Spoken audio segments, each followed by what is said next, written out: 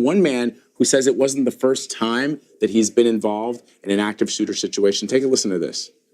Just did everything I could to try and make sure that people coming out of the building were going in the right direction. If they were hurt, that we're doing whatever we could to get them going in the right direction, to get treatment.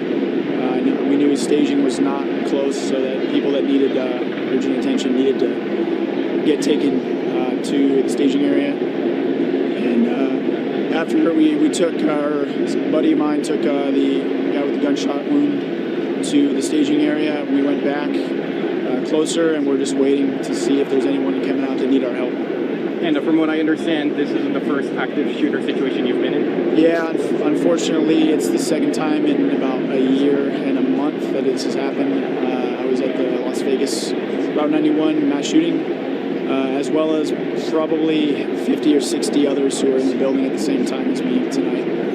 It's a big thing for us. We all are a big family, and unfortunately, this family got hit twice. That's remarkable to hear a survivor of a mass shooting say that he's a survivor of another mass shooting. Yeah, it's an odd coincidence, but just to remind everybody that the Las Vegas shooting happened at a country music concert, and this was a country music, it was country college night at the bar. So a terrible coincidence for him and everyone else, but that might have been sort of the common thread there. Yeah, for sure. Joining us now is Captain Brian McGrath of the Ventura County Fire Department. He was one of the first responders who arrived on the scene. And then all my friends were at the table right by the door. And then I heard the gunshot. I turned around and I saw him shoot a couple more times. And within a split second, everyone yelled, "Get down." So I ran to the left of the dance floor where the back door is, and everyone pretty much dogpiled on top of each other. And then it was silent for a couple seconds, and then all of a sudden, a couple guys that were closer to the bar, they got up and started running towards the back door and said, "Get up, he's coming." And so it was huge panic. Everyone tried getting up, and then just trampled a couple times. Some guy came behind me, lifted me up and said, "Let's go." And then I got a bar stool thrown at my head because they were trying to break the window to get out. And we finally made it out, ran up the hill. I winded up going out the back door and running up the hill that's right next to there. And then as soon as we heard the second round of gunshots again, we ducked, hid behind a couple shrubs, and we 30 minutes went by and we didn't hear anything, and there was a bunch of cop cars there.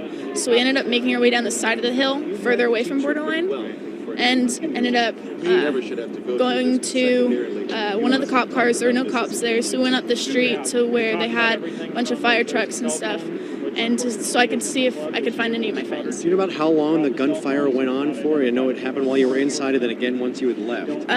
While I was inside, I would say it was about a good 30 seconds. He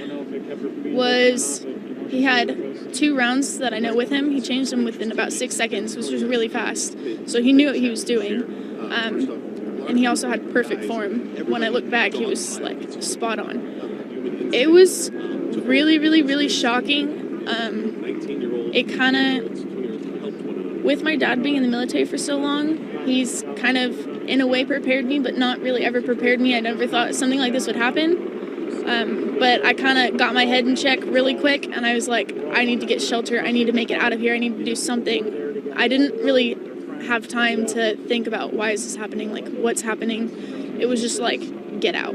He was wearing, I got a pretty good, decent look. He looked like he was wearing almost kind of like a ski mask over his face, but only the bottom half. And then he had a black baseball cap on. He was dressed in almost all black. He was a taller white man. That's really all I can remember. Did it look? Hi, everyone. George Stephanopoulos. Status of those that were shot is what their level of injury is, but that number went up from 6 to 11. And how about the status of the shooter?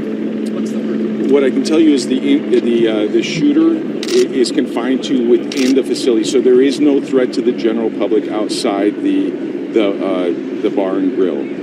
I don't know what the status of the shooter is, if he's been captured or if he's been neutralized, but what I can tell you is we don't feel that he's out of the bar and grill. I was to the front door. I was talking to my stepdad, and I just started hearing these big pops, pop, pop, pop. There was probably 3 or 4. I hit the ground. I look up. The security guard's dead. Or I don't want to say dead, but he was shot. He was down. And and the gunman was throwing smoke grenades all over the place. I saw him point to the back of the cash register, and he just kept firing. I ran out the front door. I hear chairs being thrown out the window. People were trying to get out the window. And the gunman went behind the cash register. There was probably 12 shots before I got out the front door. I don't have the status of any of their injuries. Including the deputy, you don't know how they're doing? I don't have the status of the deputy either.